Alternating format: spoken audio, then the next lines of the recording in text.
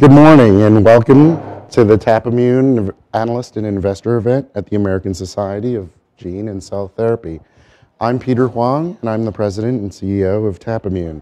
I appreciate you bearing with us as we navigated a few technical difficulties this morning, but I appreciate your attention and your willingness to join us this morning. I think that we've got a delightful agenda for you today.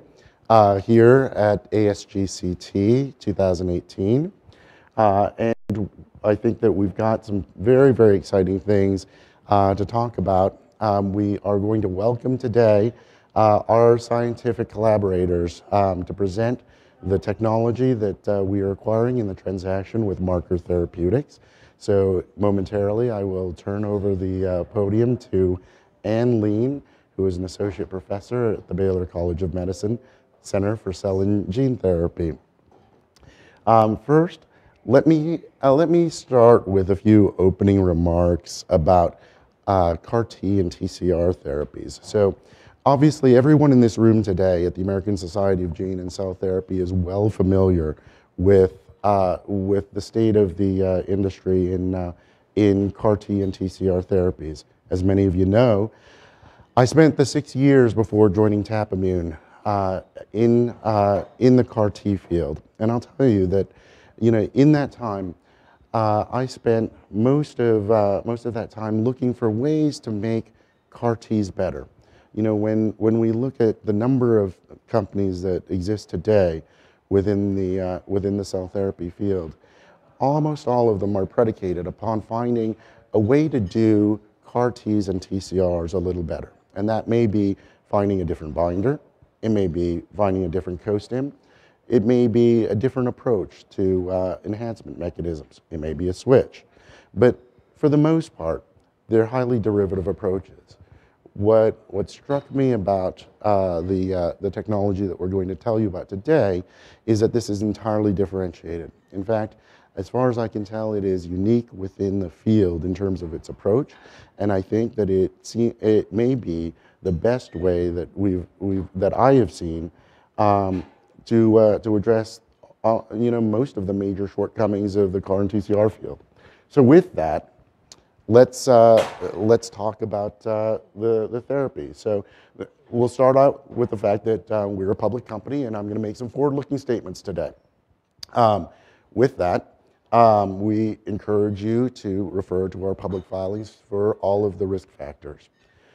The Marker technology that I'm going to talk to you about today, like I said, is highly transformational in that it is a unique and differentiated approach versus other therapeutic approaches like CAR T, TCR, or TILs. This is a multi-antigen driven approach that generates durable, complete responses and requires no gene modification of T cells, allowing us to produce therapies for patients at a fraction of the cost of modern CAR T and TCR therapies. And most of all, it produces robust clinical results. That is, complete response rates that are very comparable to CAR and TCR approaches, but without the associated toxicity. So with that, let me ask to go to the next slide here. For those of you who have not been as deeply immersed in the CAR and TCR field as I have, I thought that it would be useful to set the stage by talking about what it is that we see in CAR Ts and set the benchmark on what CAR T data actually looks like. And what I'd tell you is that the reason that CAR Ts have captured as much attention as they have is that they generate very interesting complete response rates. So in the New England Journal of Medicine, published in December of last year, December 2017, we actually saw a study of the largest population of CAR T patients in lymphoma that we've ever seen. And by the way there, I think that it's useful to talk about the data set here. So what you can see in this Kaplan-Meier graph is if you follow the green line, this represents the 54% of patients that generated a complete remission after receiving a CD19 CAR produced by Kite Pharma. And what you can see is this, is that, it's a pretty impressive rate of complete remission. It's actually a much higher rate than what we typically saw in lymphomas, which, through most of 2015 and 2016, complete remission rates hovered in the 25 to 35% rate. Lymphoma complete remission rates are now, with optimization of the product, up to about 54% for Kite. But what you see here is that that green line continues to tick down. So by 11 months out, Kite has seen that about 30% of those patients that went into complete remission have subsequently relapsed. That is, they begin to progress again in their disease. In fact, in the patients that Kite sees a partial remission, this 28% of patients at the outset who did not get a complete response, but did see some reduction in their tumor, almost all of those patients have relapsed within 5 months. Now, let me introduce to you the marker data.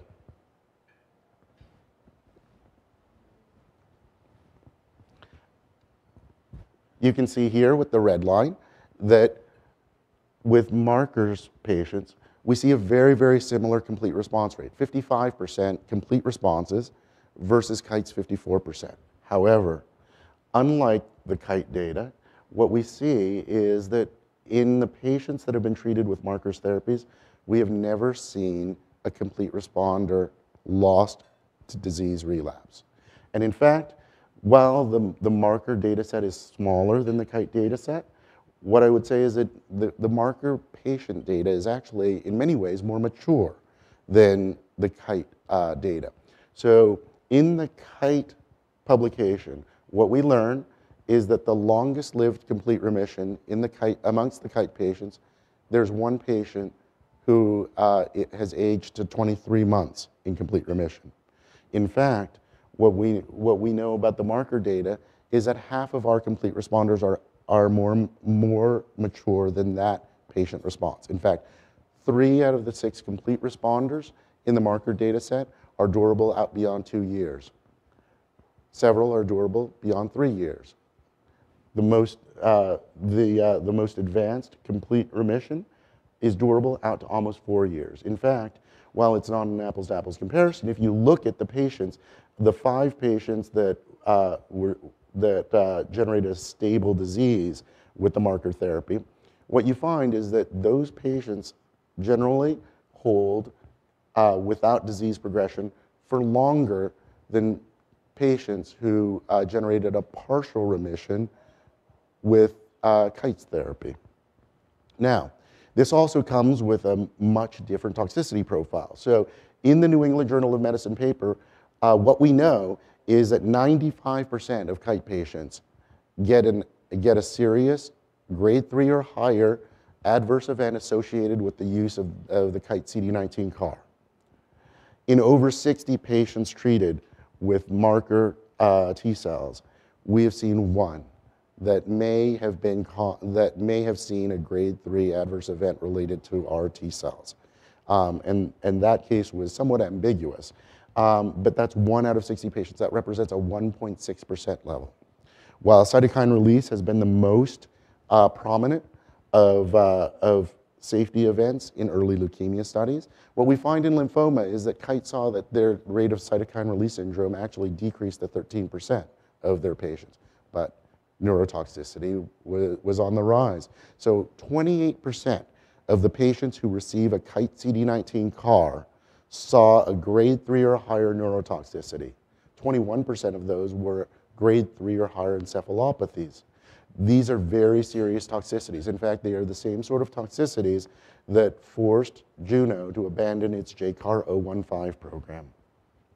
Before turning it over to Ann to present about the T cells themselves, let me make one last statement, which is that for those investors within the TapImmune base who are less familiar with the CAR T world, I think that there's a temptation to look at the data set and say, well, 60 patients feels a little small. Let me put it into the context that I can give you as a longtime CAR T professional, which is that 60 patients actually represents one of the largest data sets that's available today within cell therapy. With the exception of maybe Juno, Kite, and Adaptimmune and Novartis, 60 patients represents one of the largest data sets that any company in our industry has. It is certainly a much larger data set than what Bellicum has within its CAR T and TCR program. It's larger than what Unum has within its program. It's more patients than I've seen announced from Selectus. In fact, it's more patients than we've seen from Bluebird in its very advanced BB2121 CAR.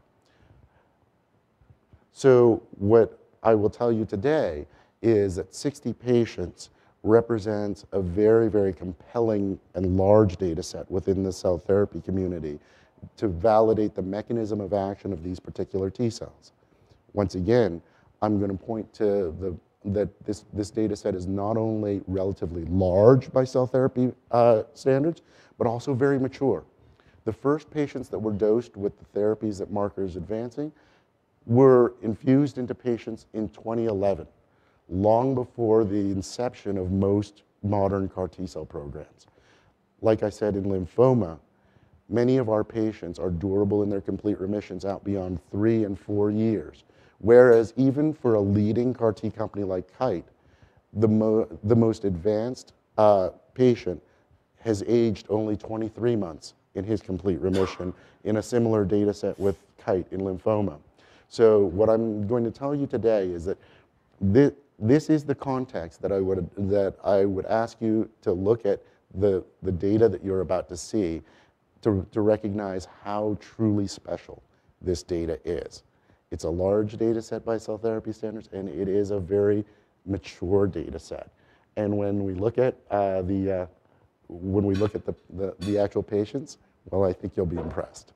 So with that, let me turn it over to Ann Leen, who is an associate professor at Baylor College of Medicine.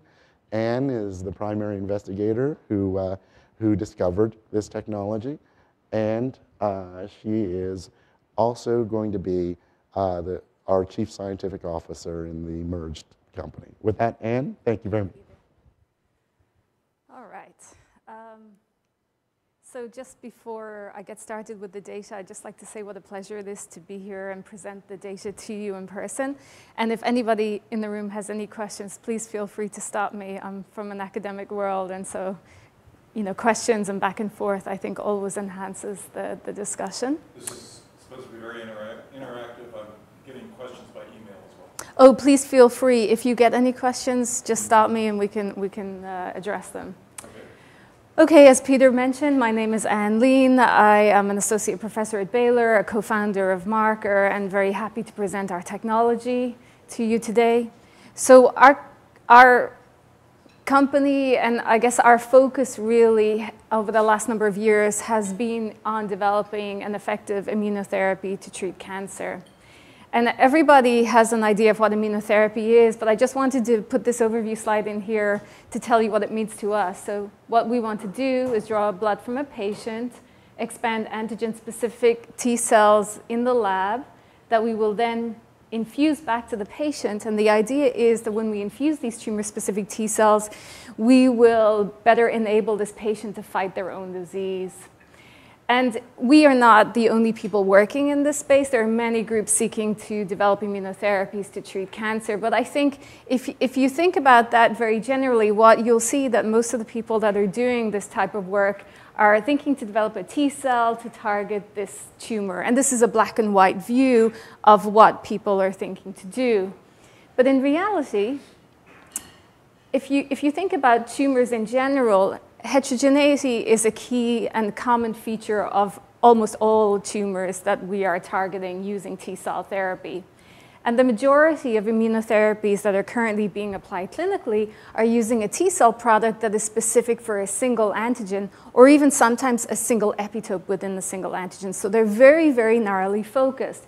And when one applies such a narrowly focused immunotherapy to treat a heterogeneous disease, while it is true indeed that you may eliminate the tumor cells that are expressing the target antigen, you'll leave behind any tumor cells that are not expressing your target, which can lead to tumor relapse, and immune escape is a common phenomenon. And we've heard a lot about that with CAR CD19, for example, and I know there's new data emerging also with a similar phenomenon coming out of the BCMA CAR-treated patients.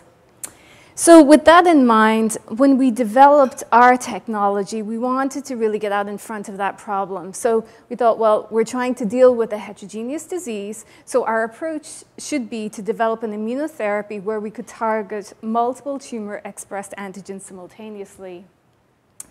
And different from other approaches that are using genetic engineering, we're using native T cells. So we're isolating T cells from patients, and we're expanding these T cells ex vivo. And we want to target multiple tumor-expressed antigens and grow these T cells that are targeting multiple epitopes expressed by these antigens that are presented and mediated by both CD4 and CD8 T cell recognition. And then finally, as I mentioned, we're using a non-engineered approach. So we're not using a CAR. We're not using an engineered T cell receptor. We are expanding T cells with native T cell receptor specificity. So this slide gives an overview of how we sought to approach this problem initially. So on the left-hand side here, you'll see the list of the antigens that we targeted.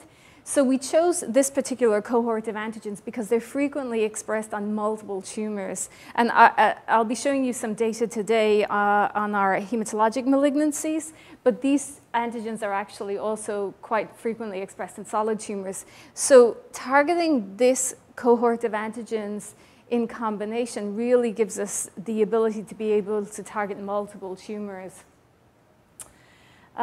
We grow these tumor-specific T cells using the methodology that I'll outline here.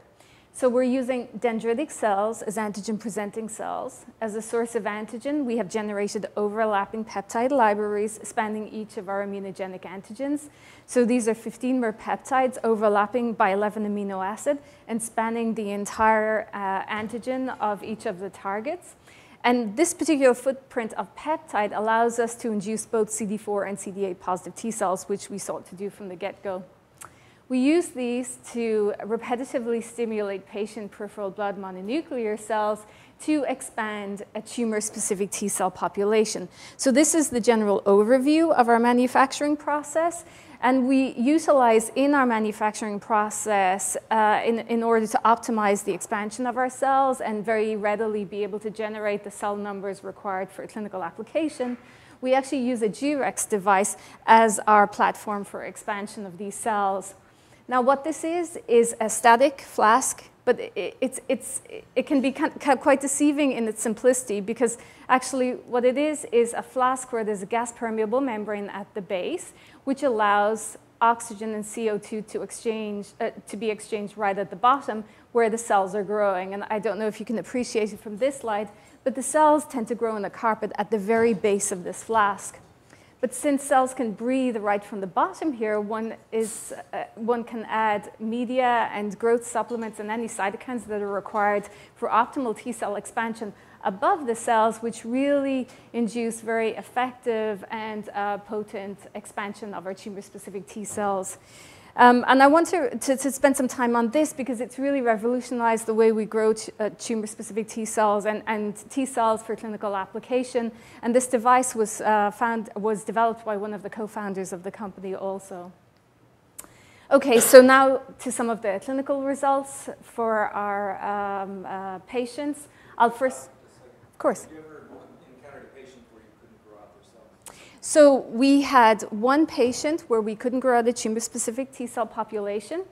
And the limitation actually in this patient was very recently post-chemotherapy. And when we isolated their peripheral blood, the monocyte population from which we differentiate the dendritic cells was almost non-existent. And because we didn't have the antigen-presenting cells, we couldn't then utilize those to expand the cells. So that was one patient in our lymphoma clinical trial.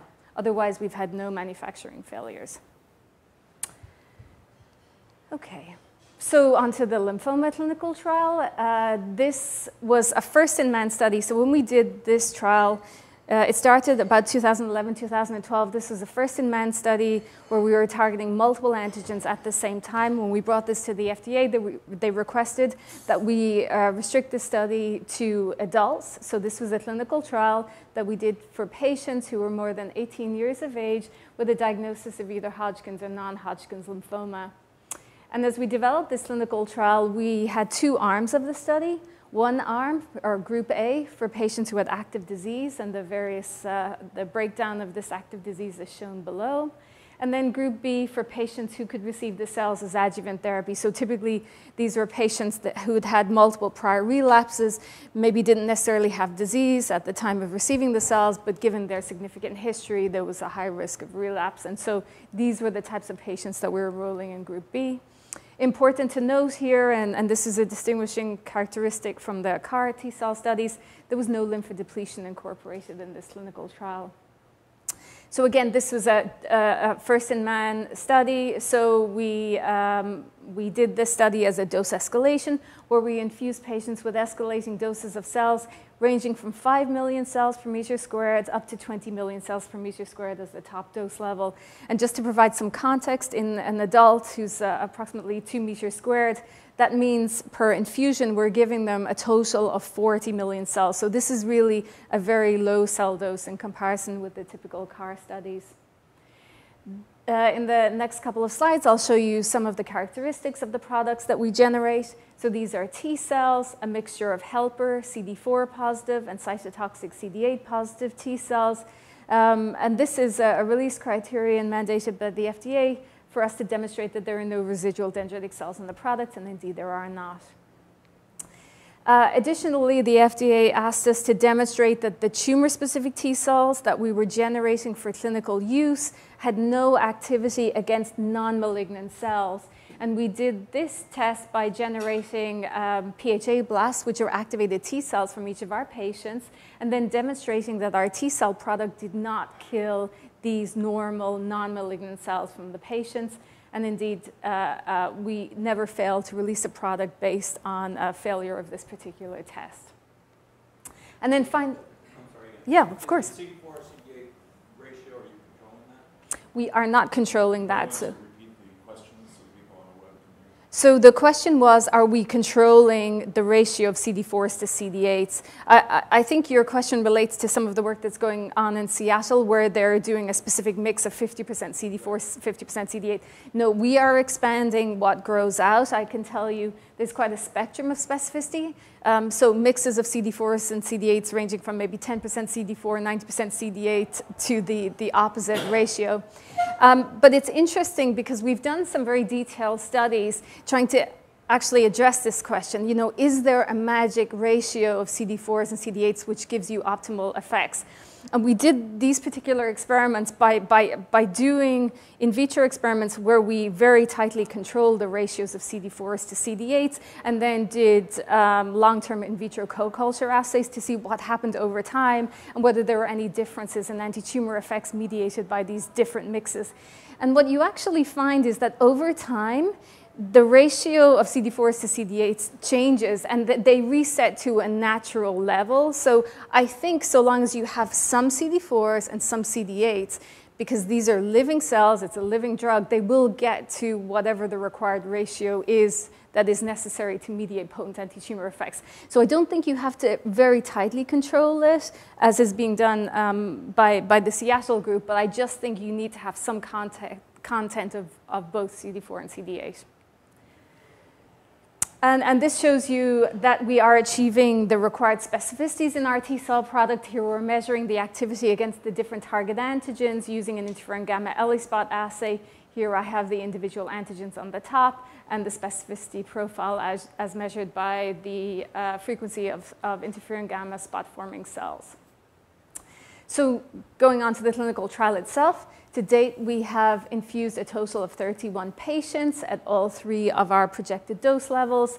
If you look at the breakdown of these patients, we've treated 12 with Hodgkin's, 17 aggressive non-Hodgkin's lymphoma patients, and 2 with composite lymphomas. And we've seen no adverse events to date on any of our dose levels. Then if we look separately at the different groups, you'll recall we had an active disease arm and an adjuvant arm. We have infused a total of 18 patients on our adjuvant arm and 13 patients who've received the cells for active disease. And now I want to show you some of the results that we've achieved in patients who received the cells to treat active disease. And first of all, here is a patient with a diffuse large B-cell lymphoma. Here is her pre-infusion scan. You can see a spot of disease that's very clear on the scan. And when we looked, because we're interested in understanding really the mechanism of action of our infused T cells, so we also do a lot of monitoring of what's going on in these patients' peripheral blood prior to and then post-infusion. And if you look in her peripheral blood, just in the circulation prior to infusion of our product, there's really no anti-tumor activity against any of the target antigens. Over time, and this is the month 3 scan, if anything, the little spot is as evident, if not even a little bit brighter than it was pre-infusion. But it was interesting to see that now in her peripheral blood, we were starting to see clear evidence of expansion of tumor-specific T cells. So there was some discussion, actually, as to whether this brightening of this spot on the scans might indeed represent local inflammation at the tumor site, which would be an expected consequence of the T cell infusion. And indeed, as we followed her further along, this is her scan at the 9-month post-infusion time point. And here now we're seeing a very clear increase in the circulating frequency of these tumor-specific T cells. And there's an additional important point to make here. So we're not only seeing T cell expansion against the antigens that we're targeting with the product that we're infusing, but we're also seeing activity against other non-targeted tumor-expressed antigens. And what this is telling us is that our T cell therapy is trafficking to the sites of disease, creating local inflammation, but also activating the endogenous immune response. And this we're reading out as this detection of activity against other non-targeted tumor-expressed antigens. So that was a patient with diffuse large B-cell lymphoma. Here's another example, kind of showing a similar pattern. So I'll go through it quite quickly. But this is a patient with Hodgkin's lymphoma. This is pre-infusion. This is post-infusion. So disease has been eliminated. And again, we see the same profile of expansion of T cells directed against targeted and non-targeted antigens. And so to summarize the results for the patients who've been treated on the active disease arm, as I mentioned, we've treated a total of 13 patients to date. And of these 13, 6 have achieved a complete remission. And as Peter pointed out, many of our complete remissions are well over 1 year.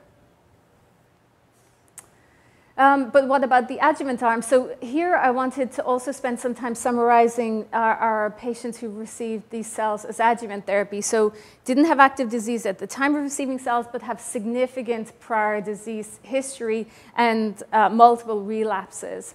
And so of these 18 patients that we've infused as adjuvant therapy, 15 of those remain in remission. And these remissions are ongoing now for quite an amount of time. Again, many over 1 year post-infusion. And to try to understand whether there was actually a benefit that was being conferred by our cells in these patients also, we did go back and look at some of these patients and look at the best duration of remission achieved to any prior therapy in these patients. And if you look at that, the median best remission rate in these patients was 4 months to any prior therapy. And now we've put in our tumor-specific T cells, and these remission rates have really been extended. So again, there's no proof here, but I think it is quite compelling to think that they haven't done this well to any prior therapy. And now many of these patients have achieved continuing complete remissions that are quite lengthy. So looking then at the lymphoma data, we've seen these cells have proven safe to date. We've shown that it's feasible to generate these cells from patients and administer them as both adjuvant and to treat active disease. We've seen in vivo expansion of tumor-specific T cells directed to target antigens, as well as evidence that we're recruiting the endogenous immune system to target disease, and we're reading this out as activity against non-targeted tumor-expressed antigens. And we are seeing clinical benefit with these cells. So with this signal, both safety and efficacy in the context of lymphoma, we also wanted to ask whether we could extend this approach to other malignancies. And so what we did next is open a clinical trial to treat patients with multiple myeloma. So just a couple of slides about multiple myeloma. As you'll probably know, there are about 28,000 new cases of myeloma per year. About a third of these are low or intermediate risk, and so the 5-year overall survival is quite good with this patient cohort. However, you do have about 2/3 of patients who have high-risk disease where the overall survival rate is quite poor. The standard therapy for these patients is a minimum of 3 drug regimens, many of which have their associated toxicities, and those are summarized in this table here. So again, I think there is space for new therapies for myeloma, and I think really immunotherapy does represent such a therapy. And I think is very well met with our therapy in particular, because if you look at multiple myeloma and look at the tumor antigen expression profile on myeloma, you'll see that our target antigens are very frequently expressed on these tumor cells. So with that, we initiated the phase 1/2 clinical trial. Again, this is for patients, adult patients, so myeloma is essentially a disease of adults. And so this was for patients greater than 18 years.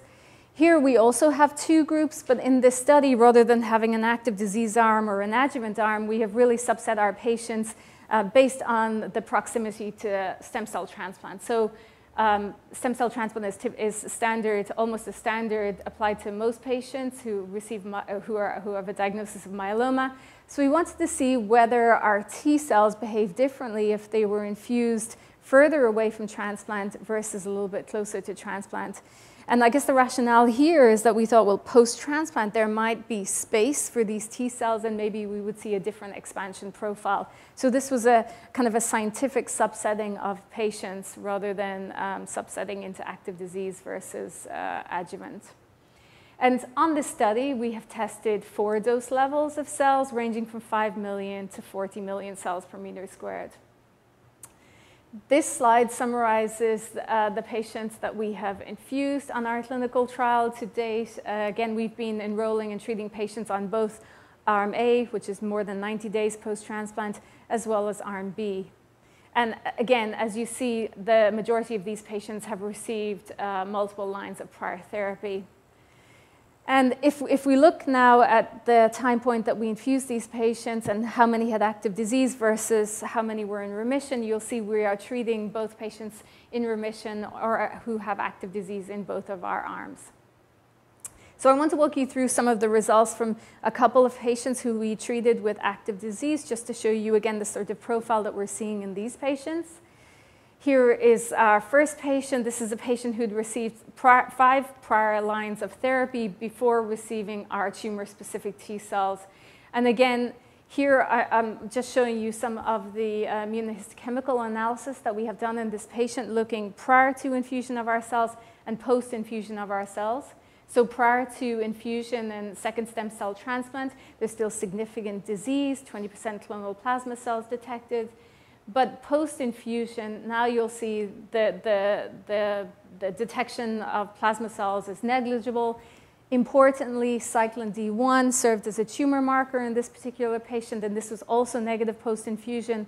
And this patient actually has remained in remission now 1 year post-infusion of our T cells.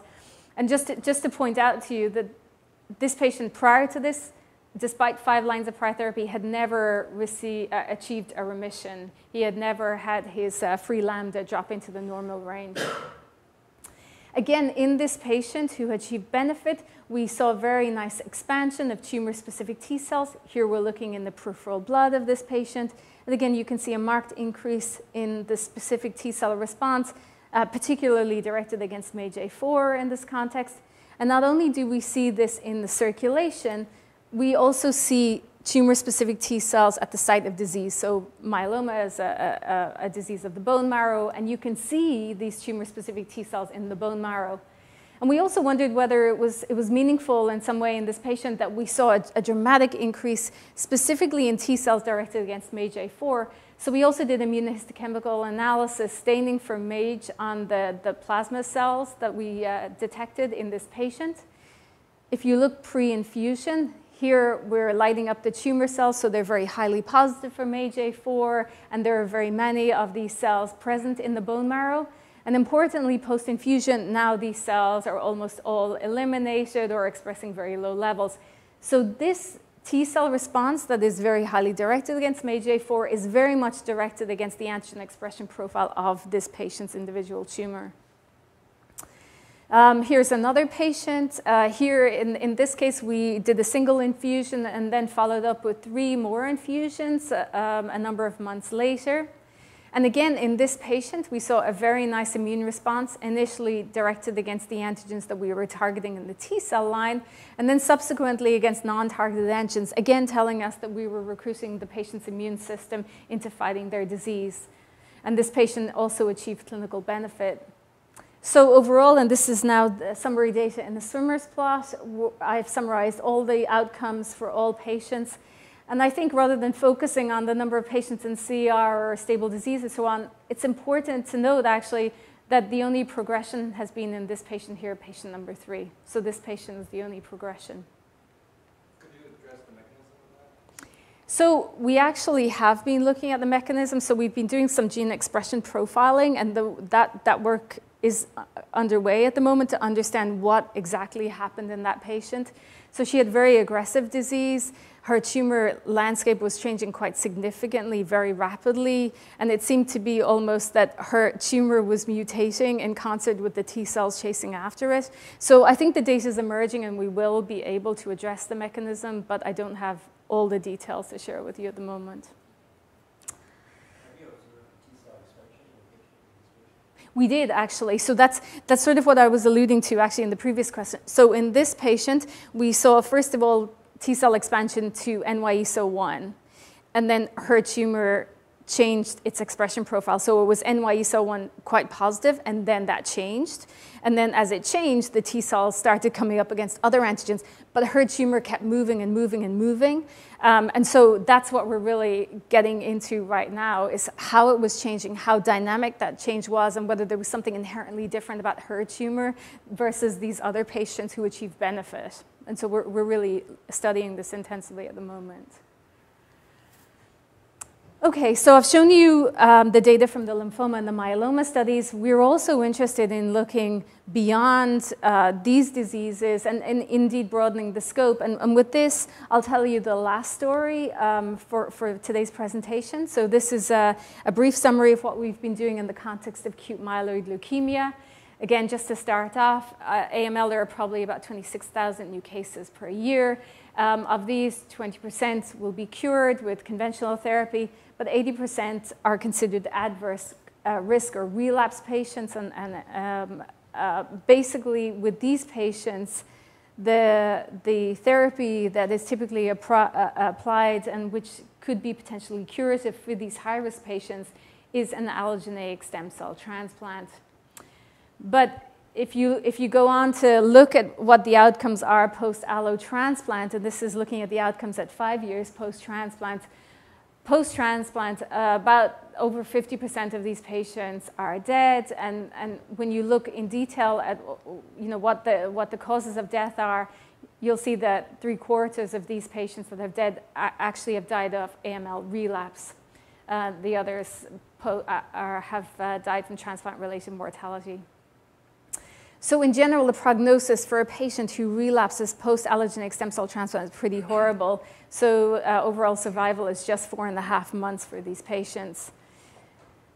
So here we thought about applying a T-cell therapy that could be used and infused to patients that are post-allogeneic stem cell transplant for AML.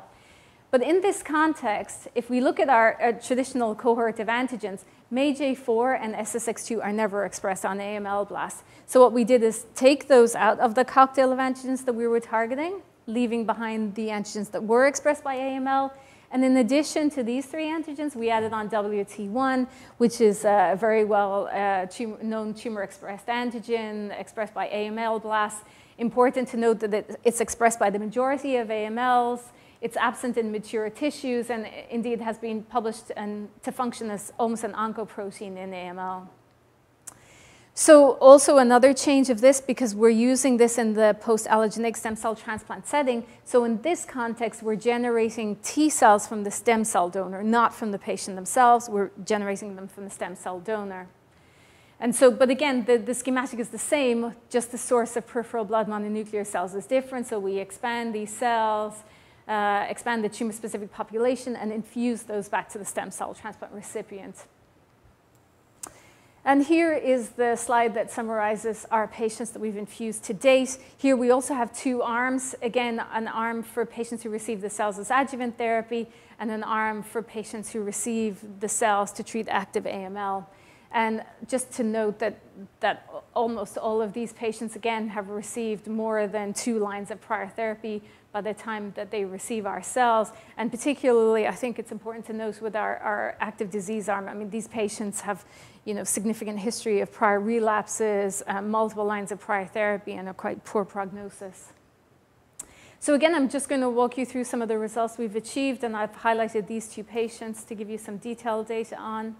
First is patient number 10. So this is a gentleman who we treated on our active disease arm. Here, we looked at his AML blasts prior to infusion of our T cells and did some expression profiling of his tumor based on the antigens that we were targeting. And so here we're looking at the number of positive cells and the intensity of antigen expression, and you can see all the antigens are expressed at varying levels of intensity. And again, post-infusion in this patient, we saw an increase in the frequency of tumor-specific T cells directed in his peripheral blood, and this correlated with a decrease in his circulating blasts from 40 to 15%, which remained stable over time, actually, and here's the 4-month post-infusion. But importantly to note, post-infusion of our cells, and actually for the first time, this patient's his ANC started to recover to normal levels. And so much so, actually, that, and because of his stabilization of his blast count, although he didn't achieve a complete remission, his clinical team did feel he was in good enough shape to take him to yet another transplant. And now he's about 5-6 months post an additional allogeneic stem cell transplant in complete remission. So post our study, he achieved a PR. He went on to receive another transplant and is now in CR. And here's another patient. Here is a patient who we treated for active disease also. This patient had multiple spinal lesions. And again, post-infusion of our cells, we achieved a clinical benefit in this patient. So here, I'm just showing you select snapshots of this patient's clinical course. She had quite a number of lesions on her spine, as well as a jaw mass, all of which responded to infusion of T cells. And we have a more complete data set of this patient, I think, in the investor deck. But just to point out that this clinical benefit in this patient was achieved in concert with an expansion of T cells specifically directed against WT1, which is very highly expressed on this individual's tumor. I wanted to provide an additional data point here just to point out that other therapies that can be applied to patients if they ablate T cells can be very detrimental to the clinical benefits achieved in our patients. So here this patient had achieved a PR post-infusion of our cells, received decitabine, which ablated our T cells, so we lost this WT1 signal, and this patient relapsed very rapidly. We reinfused the patient, and post-reinfusion, she achieved a clinical remission. Here we're again measuring WT1 specific T cells, both in her peripheral blood and her bone marrow. And actually, this is a patient who we followed for quite some time and who we still continue to follow.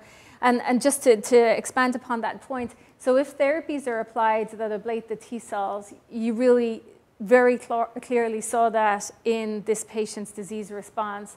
And I'll provide this in a landscape plot. And I'm not sure you can really see the colors very well, but here the gray peaks show when she had disease relapses.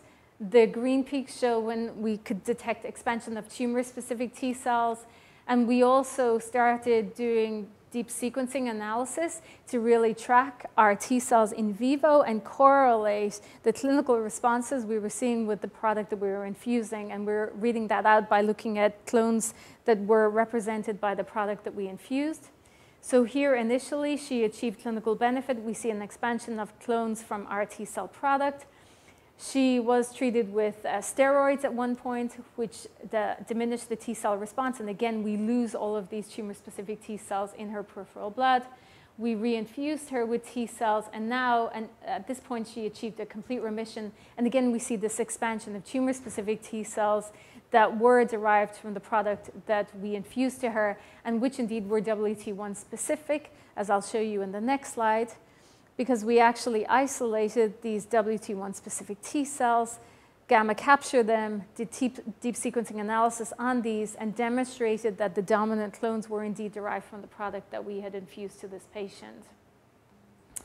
So again, in summary, this shows the outcomes of all of our patients. And just to note, again, we've just had a single patient with progressive disease. All the other patients have continued in CR, have had disease stabilization, or this patient, as I presented to you previously, did have a partial response on our therapy, then received a second transplant and is now in CR.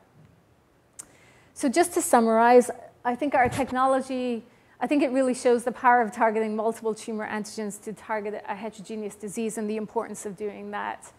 We have treated over 60 patients to date on various clinical trials and seen overall no CRS. Our only serious adverse event was a grade 3 liver elevation in one of our AML patients, which again, it wasn't clear whether it had any relation to our T-cell therapy or for other treatment-related issues associated with other standard of care therapies. Our product is not genetically modified. We are using peptides to stimulate these cells, and we're expanding them ex vivo. So there's no genetic component incorporated into our T cells. Because of this, the production costs are quite low because you don't have to generate a clinical grade retroviral vector or do other extensive modifications or manipulations. And we have seen clinical benefit in our patients. We've seen benefit now, which is quite durable, as I pointed out to you, specifically in the lymphoma trial, which is our most mature clinical trial. And so with that, We've got a couple of questions on the web, and certainly people in the room are welcome to ask questions. If you could grab a mic when you ask a question, people can hear you better on the web. But let me start out, if I could, with a question from Timothy Ramdeen, who's a senior analyst at Brio.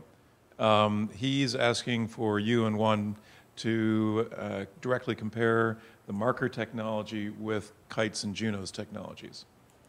Oh, I'll just go back here. I think it's probably the easiest. So we're targeting multiple antigens versus a single antigen technology. Again, I think Peter very nicely summarized the difference in the toxicity profile of our cells, and we've gone through that length here also. There clearly is no genetic modification in our technology. There is in the Kite and Juno technologies. Again, I think the manufacturing cost, so this is currently being done under an academic umbrella, but I think it's pretty well known about the price point which is being set to the genetically modified products for Kite and Juno. So I think there's clearly a cost differential there. And again, Peter addressed the duration of responses, at least that we've been seeing. And I think, time will tell with the Kite and Juno studies as patients get a little bit further out from infusion. But currently, we have quite durable clinical benefit with our products.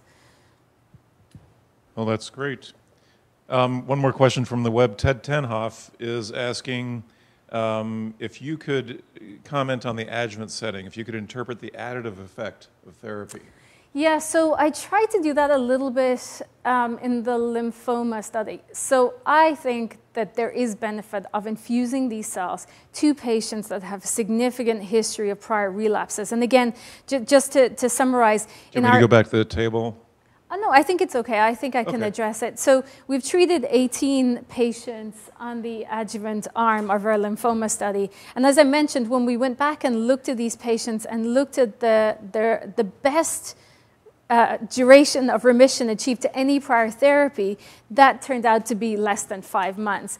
And if you, and again, I know you all have access to these slides, but we're seeing durable continuing complete remissions in these patients that exceed 1 year in the majority of the patients now that we have been able to follow over time. And we have amended this protocol to allow us to continue to track the outcomes in these patients for up to 5 years. So I think time will tell, but I think there is a signal there. It's just very hard to prove that that is directly associated with our therapy, unless I think we get into more kind of experimental approaches to be able to assess whether there is any minimal residual disease in these patients. So, for example, one of the things that we've been thinking about looking at in our lymphoma patients is to do liquid biopsies and see if we can see any residual tumor cells that maybe are not picked up on imaging studies, but maybe are present in these patients that are currently being treated on our adjuvant arm. And if that signature of minimal residual disease is present, then of course we can correlate or we can ascribe benefit to our adoptively transferred cells. So, yeah. And Rick, if I can go back to Tim Randine's question here, I think that if you can flip back to one of the early pages in the slide, I think that what I'd like to point out is this, is that, I think that, let's go back to the slide showing the Kaplan-Meier and the toxicity rates. So I think that here it's very important to look at the actual comparison that we can glean from the New England Journal of Medicine paper that details the most comprehensive study of Kite patients in lymphoma. And I think that the lymphoma offers the most comparable data set that we see today between this therapy and a CAR T. Obviously, you can't compare our results in relapsed refractory post-transplant AML because that's currently an area where CAR Ts cannot play. The CAR Ts that are intended to be used in AML today are only able to be used in pre-transplant patients because unlike a CD19 CAR, the CAR Ts that are targeted for AML today are targeted to targets like CD123 and CD33. And while you can live without the cells that are ablated by CD19 CARs, you cannot survive without hematopoietic stem cells, which are attacked by a CD123 or 33 CAR. So in AML, our results have to stand alone because currently there are no CAR T products that can be used in competition with the AML product. In lymphoma, what I'm going to point out is this, is that, once again, if you can actually go back in the animation here, Rick, let's just talk about the Kite data on its own. So, the Kite data, and remember, this is data that has been industry changing in terms of, the therapeutic benefit that it has delivered to date. Once again, we point out that, Kite has seen improvement in complete response rates from about 25 to 35% to currently 55%, which is a rate that is impressive, but only comparable to the 55% rate that we already see in our lymphoma patients. Moreover, what I think that you have to note here is that we see in the lymphoma studies, as we do in almost all CAR T studies, that you see a significant number of complete responders end up seeing disease relapse. And indeed, here, if you see the green line, you see that 30% of Kite's complete responders will lose that complete response within 11 months. In fact, almost all of their partial responders in the yellow line will lose their partial response within 5 months. And go ahead. And I think that is markedly contrasted by the data that you're seeing in the patients that have been treated with our T cells to date, in that we have a very similar rate of being able to induce a complete response. However, in our experience, we have never seen one of our complete responders progress due to disease progression. In fact, as I said before, if you look at the purple line, it appears that the patients for whom we are able to induce stable disease, and that's the remainder. Remember, every one of the patients in this lymphoma trial who's evaluable generated either complete response or stable disease at outset. Even if you look at those who we were only able to induce a stable disease response in, you see that they tend to go longer before seeing disease progression than what you see with those patients in Kite's patient set that were able to generate a partial response at the outset. And if you go to the next page, this is the data for which you have to contrast. So if you look at the third column, the one that says grade 3 or higher adverse events, what you see is that 95% of Kite's patients see a grade 3 adverse event associated with their therapy. And you can look down the list and you can see that you have some very severe and serious adverse events, including neutropenia, including thrombopenia, including encephalopathies. And as I said before, the toxicities that we tended to focus on early in leukemias focused around cytokine release syndrome. But as a group, as an industry, we are getting better at managing cytokine release. And so in these patients, you see that the rate of cytokine release is actually down. Cytokine release is only contributing 13% to the adverse event profile here. 13% of these patients are seeing cytokine release syndrome at grade 3 or higher. But what you see is that you've got, if anything, a higher level of more serious toxicity events. So 28% of these patients, if you look at the upper right-hand side of this chart, you'll see that 28% of these patients get a grade 3 or higher neurotoxicity. 21%, almost 1 in 5 patients treated with a Kite CD19 CAR saw a grade 3 or higher encephalopathies. And as you know, it's these type of neurotoxicities that closed down Juno's JCAR 015 program. So when you take this data into context, you have to compare it to a patient data set that is over 60 patients today and where we have seen one case, a single case that was arguably a grade 3 or higher adverse event. That was the patient that Ann told you about in our AML trial, who saw a grade 3 elevation of liver enzymes. In fact, the clinicians are not sure that grade 3 elevation of liver enzymes, which is a much less serious toxicity than, say, neurotox or cytokine release syndrome, was actually caused by that patient potentially taking an oral medication twice the night before the scan. In any case, that grade 3 adverse event was very easily resolved and quickly resolved with the use of prednisone. And that patient, as Ann told you, is now currently almost 15 months into complete remission in AML.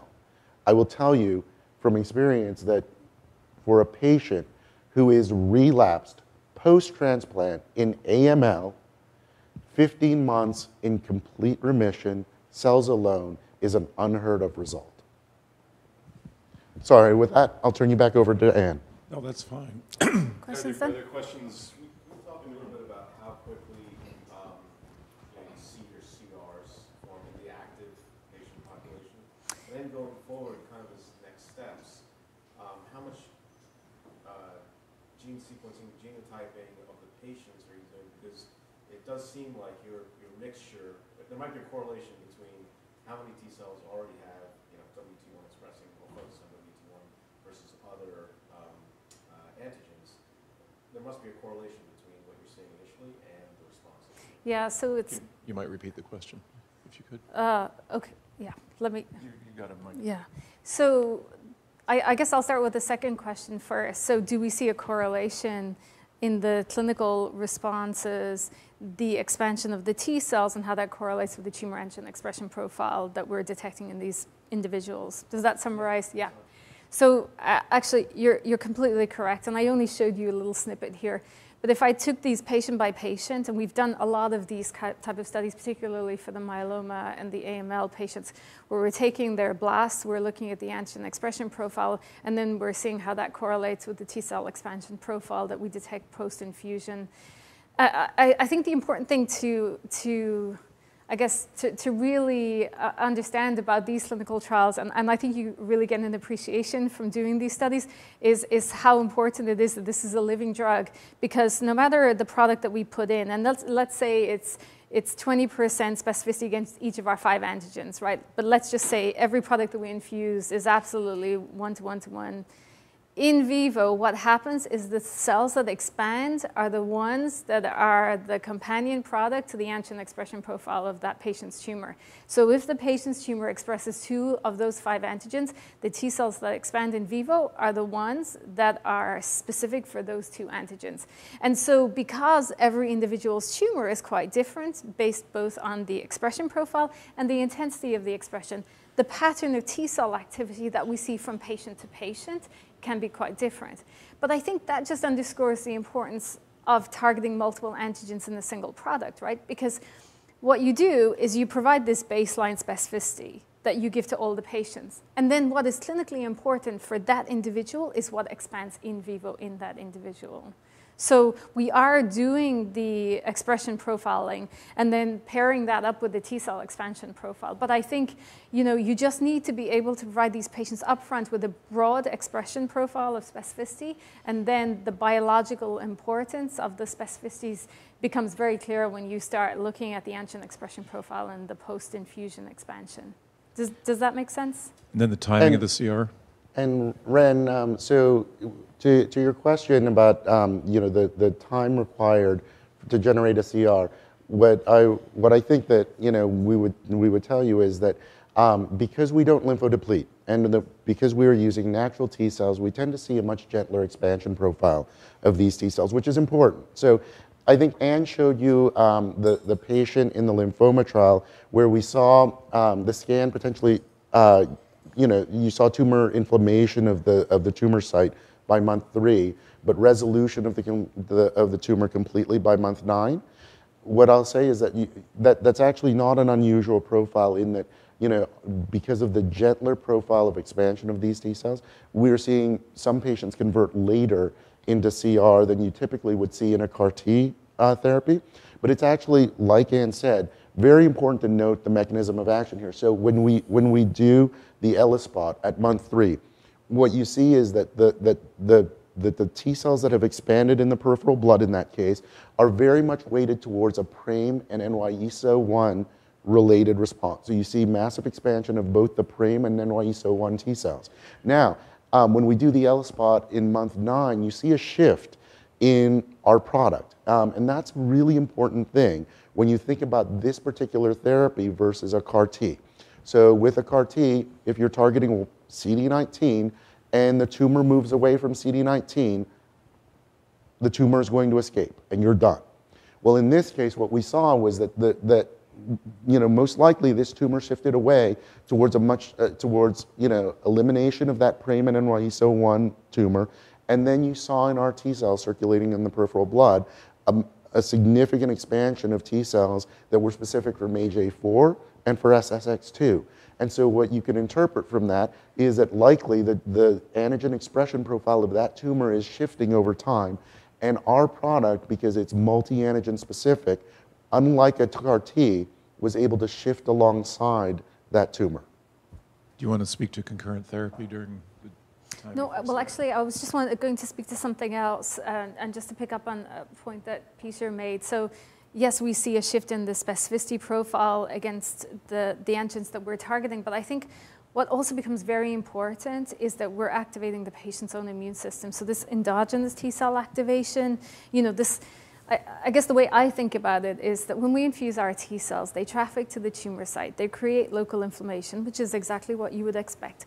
And that local inflammation really does shift the tumor microenvironment, making it more conducive to activating their own immune system. And so even if we're targeting 5 antigens or 10 antigens, what ultimately you want is for your product to induce tumor lysis, for those tumor antigens to be present, picked up by antigen-presenting cells in vivo in the patient, and presented to their own immune cells. And so, and as I mentioned, we're reading that out through antigen expression, epitope spreading or antigen spreading.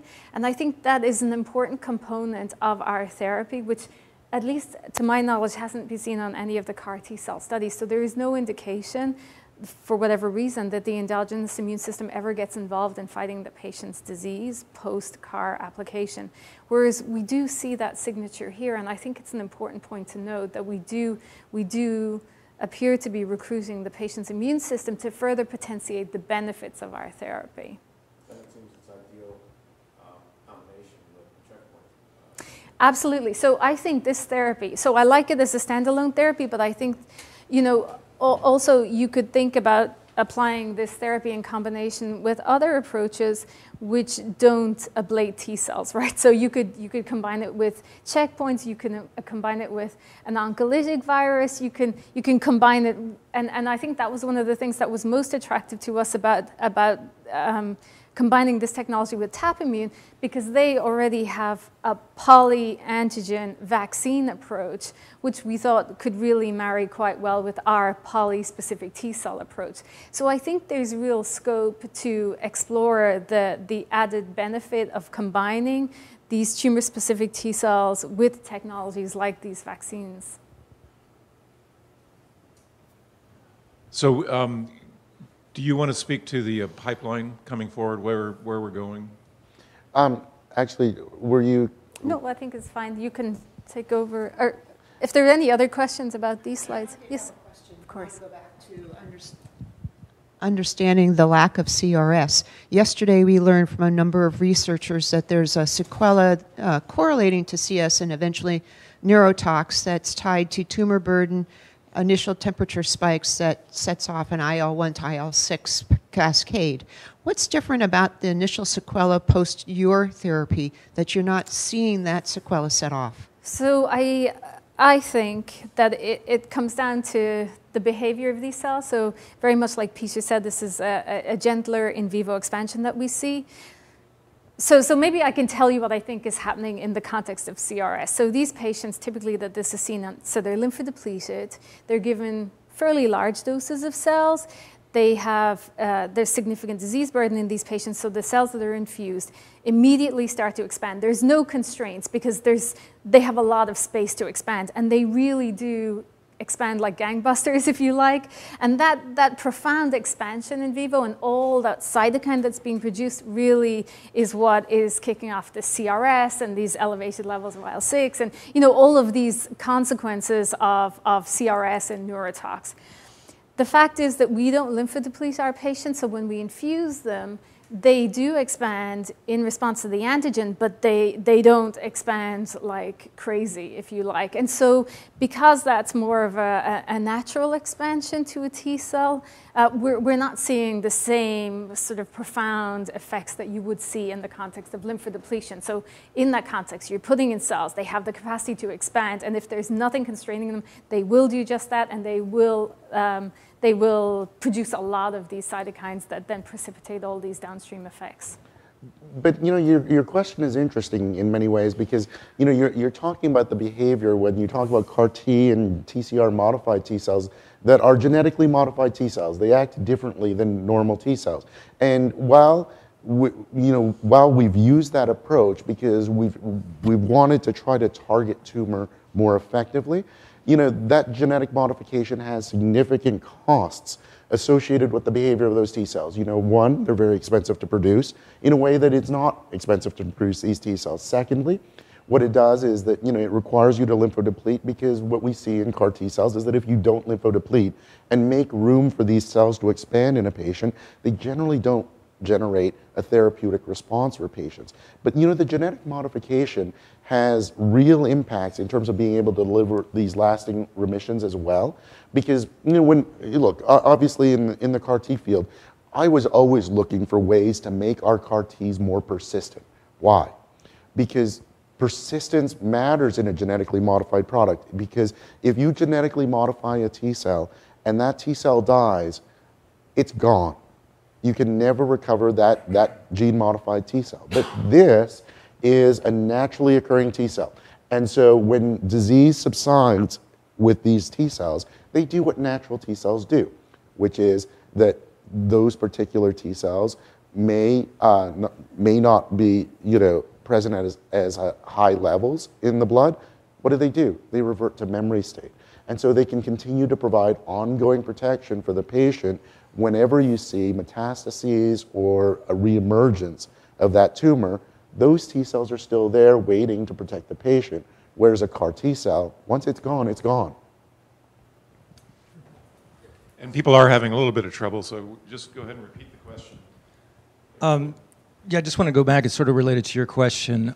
Since there doesn't seem to be any toxicities, so there's no dose-limiting toxicity, so how did you choose your dose? So that's a good question. We've done many years of studies using virus-specific T cells, first to treat virus-associated malignancies post-transplant, and subsequently Helen Heslop and Cleo Rooney have also applied EBV-specific T cells to treat EBV-associated Hodgkin's and non-Hodgkin's lymphoma. As you'll probably know, EBV is one of these viruses that has this malignancy association. And so what we set out to do was test the same dose levels that had proven safe and efficacious in that context, actually. So that's where we started out with the dosing. I will tell you separately that when we first went to the FDA with this protocol, this was a first-in-man approach with targeting multiple antigens up front.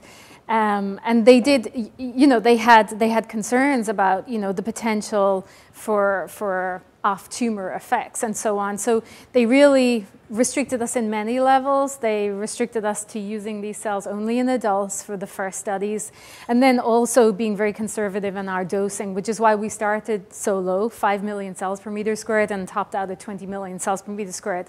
Now, subsequently, excuse me, it's turned out we've had no dose-limiting toxicities, no toxicities of any type in the lymphoma study, for example. And so indeed we could dose escalate. But when we wrote the original study, it was that with that mindset and and that kind of history, I guess, in mind. So we could indeed explore higher cell doses. Are you planning to?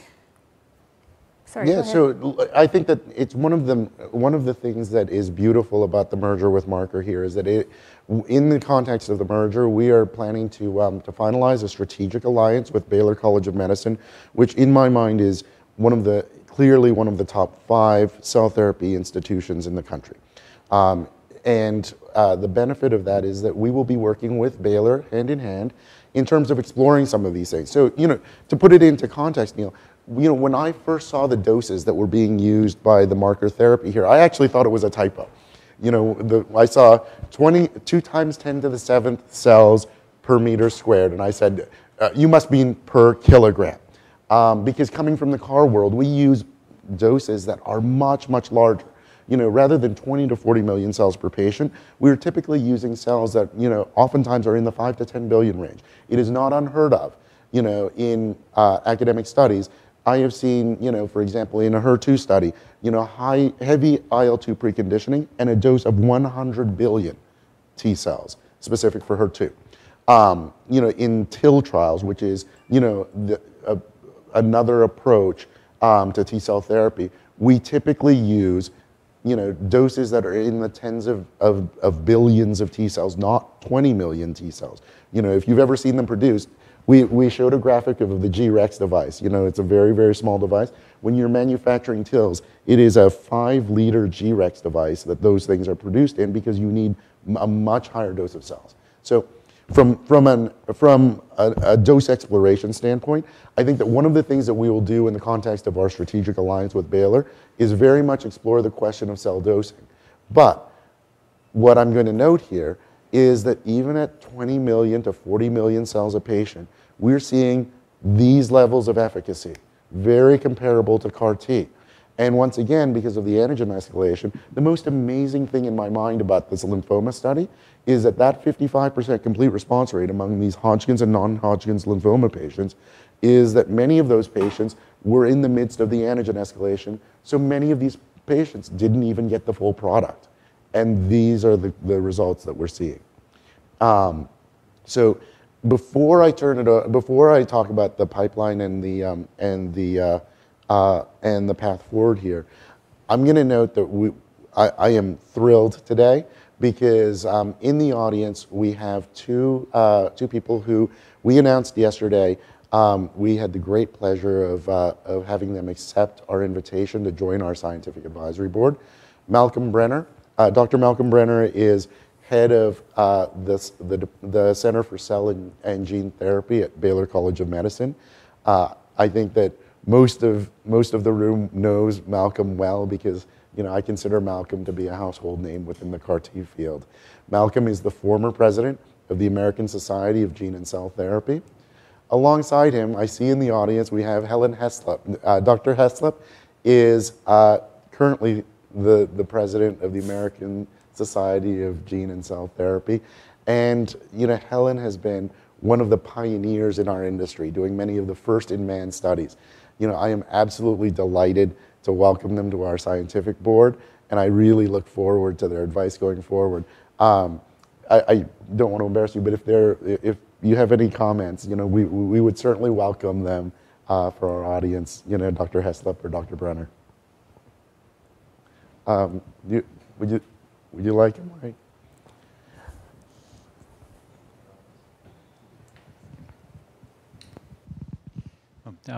I just wanted to say welcome to you all, and I don't want to repeat everything we've just heard, but I do think everybody wants to know what's the difference between CARs and TCR polyclonal therapy. And I think, as it's been said, the idea of the immune system is that it targets the tumor, that it kills the tumor with a lot of different effector mechanisms, and crucially that it evolves with the tumor, that it matches the heterogeneity of the tumor. And while CAR T cells are very good at the first of those, they're much less impressive at the second two, at sort of spreading the response and at sustaining an evolving response. And I think some of the things that puts people off this approach, and I've noticed that recently, is that people think it's an old technology. And it is an old technology. It's about 500 million years old. And the reason that it's been so successful for so long is that it can do exactly what we said. It can evolve, it can adapt. It's the adaptive immune system. And it can recruit all sorts of different effector mechanisms. And I do think that's really the difference between this, the key difference between this approach and CAR T cells. But that's not to say that in the future it may be possible to even combine them and get, if they're each producing 55% complete response rates, we can put the response rate up to 110%. Any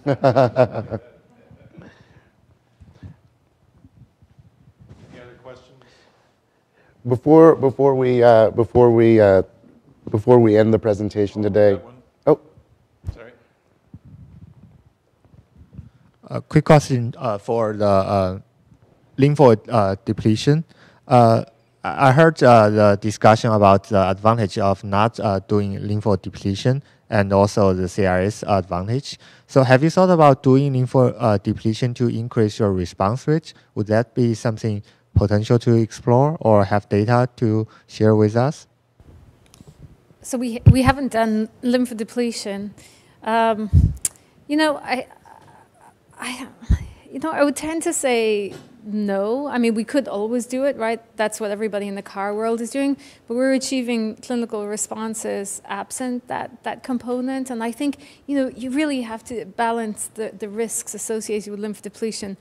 So my tendency is, for the moment, no. I mean, we could more easily maybe dose escalate if that was felt to be necessary, or do other things like explore incorporating even more antigens than our 5 core antigens. I mean, we could do a lot before we get to lymphodepletion. So, it's actually a really interesting question to me, and it builds upon what Dr. Brenner said. So, and I am as likely to suffer from this bias as anyone, having spent the last 6 years of my life trying to push forward CAR T therapies, is that I think that there's very much a temptation to look at this technology in the context of the biases that we take into CAR T therapy. And what you have to understand is that I think that you have to look at this cell therapy as a unique and very differently applicable cell therapy in its own right. In many ways, I think we are doing this therapy a disservice when we think about it in the context of being only comparable to CAR T or comparable to TCR. Because what you have here is a therapy that, one, is obviously can be applied much more broadly, without toxicity, and with much lower cost. This can be used as a maintenance therapy, whereas you could never use a CAR T as a maintenance therapy because you would be worried that those T cells wouldn't persist and that they would generate toxicity in the patient. This is a much more broadly applicable technology. It is, in many ways, non-overlapping with the mechanism of action of a CAR T cell, in that a CD19 CAR or a CD123 CAR addresses a completely different target base than this particular therapy. And so this therapy can be used earlier in the treatment paradigm. It can be used in combination with a CAR T, and it can be used after CAR T relapse and failure. And that broad applicability is one of the things that sets this therapy apart from CAR T. And so when we think about the question of lymphodepletion, I think it's very much a question that, that is generated by the mindset of CAR T. And I will tell you that I am as vulnerable to that as anyone. And my reaction is that the first thing that I had to think about was I had to take a step back and think, well, why do we lymphodeplete? Well, because in CAR T therapies, it was necessary to generate a therapeutic response. In that, what we saw in CAR Ts is that if you didn't get this massive peak expansion at the very beginning, you got no therapeutic response. And so the question was, how could you foster that massive peak expansion at the start? And the answer was lymphodepletion, in order to clear out the existing patient's T cells and make room for your new CAR T cells to expand in and to make it easier for those T cells to engraft. So the reason that we lymphodeplete is not because we want to lymphodeplete, it's because we had to lymphodeplete with CAR T therapies. And we know that that lymphodepletion came at a cost. You can see that whenever you lymphodeplete with cyclophosphamide, you increase the toxicity profile. When you add fludarabine to that, and you lymphodeplete with Cy/Flu, what you see is that yes, you are increasing the persistence of your CAR T cells, which you needed to do because they were CAR T cells. But what you also know is that by adding fludarabine to the mix, you actually increased the toxicity profile and made your patient more prone to a fatality event than you did without fludarabine. So when we look at this therapy, I think that we have to look at it in a different framework than we look at CAR T. Many of the things that were necessary for CAR T were necessary because that's what we needed to do to make CAR T work. And so in conclusion, what I'm going to say here is that I think that we are adding a transformative platform here with Marker. We are in conjunction with Baylor College of Medicine and Marker, able to push forward into phase 2 clinical trials the very compelling results that they've seen in multiple myeloma, in AML, and in lymphoma. And I think that this will significantly broaden the TapImmune platform and will give us an opportunity to push forward many of the clinical trials that are currently being initiated at Baylor College of Medicine in other indications like breast cancer and pancreatic cancer as well. But moreover, what I would say is that when we think about this therapy, the reason that I'm really excited is because I spent 6 years in my prior life looking for something that could improve CAR T, could make it better. And instead, what I found with Marker was something that could change the entire paradigm. When you look at all of the things that we found challenging, all the things that I spent my life trying to fix in my prior life in CAR T, I think this therapy can address the high cost of goods in terms of manufacturing a product. There is a reason that Kite charges $475,000 for a dose of a CD19 CAR. There's a reason that Novartis has priced at $373,000 because CAR Ts are so expensive and complicated to produce.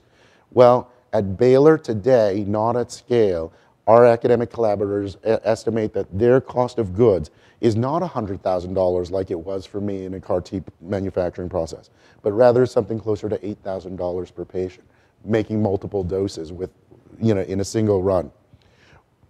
Complexity of manufacturing.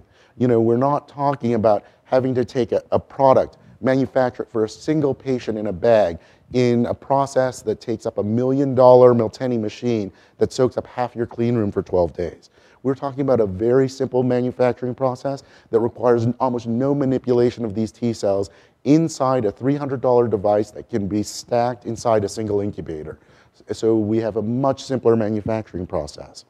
We're talking about generating response rates that are very comparable to CAR Ts, if not better, because they're certainly better if we're able to generate significant patient benefit in indications like AML that are currently inaccessible to CAR Ts. And we're doing it without generating any of the toxicities, which means that our products are more broadly applicable and usable in combination with many things. Furthermore, what we're showing is that not only do we generate complete response rates that are very comparable to any of the leading CAR T companies, but that we are doing what the goal, remember, for us is not to generate a transitory complete remission in a patient. It's great if we can give a patient extra time, but what we really want to do is find a way to make that remission last indefinitely. And here, because of the mechanism of action, we've been able to demonstrate that we are able to generate remissions that look to be significantly more durable than CAR T products. And so, from the perspective of efficacy, I think that you're seeing results that are clearly superior to CAR T if you're generating similar response rates or better response rates and significantly better durability of those results. And, when you look at the applicability of this therapy, what I'll tell you is that, overall, add up all those things: lower cost, simpler to manufacture, equivalent response rates, no toxicity, ability for your product to adapt alongside the adaptation of the tumor to generate a long and lasting remission, the ability for those T cells to persist effectively indefinitely because they're natural T cells. What I think is, and look, I don't want to be promotional about it, but for me, this seems very much like the next great step forward in cell therapies. From my perspective, I will tell you that, if you have a therapeutic approach that can address virtually all of the major issues that we've spent the last 4 and 5 years identifying in CAR T, I think that that's very meaningful for patients. So with that, I want to thank everyone for coming today. It's a great pleasure and an honor to present to a crowd here at the annual Congress of the American Society of Gene and Cell Therapy with such a distinguished audience.